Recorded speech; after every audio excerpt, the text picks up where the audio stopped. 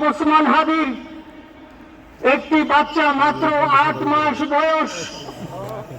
ওর বাচ্চা যখন জন্ম হয়েছে আমাকে বলেছেন, ভাই আমার বাচ্চার জন্য একটি নাম নির্বাচন করেন, যেই নামের মধ্যে বিপ্লবী চেতনা থাকবে।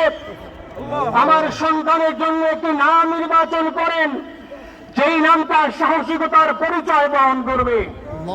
আমি অনেক যাচাই বাছাই করে ওর সন্তানের নাম দিয়েছিলাম ফিরনাস, বিপ্লবী এবং সাহসী।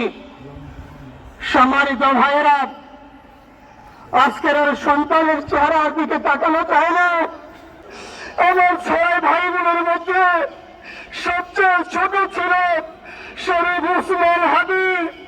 আজকের তার লাশ আমার কাঁধে বহন করতে হচ্ছে। ওর সন্তান মাত্র 8 মাস বয়স। গতকালকে যখন ওর কাছে নিয়ে আসছে, সবাই বাবাকে দেখাবে ওসমান হাদিকে।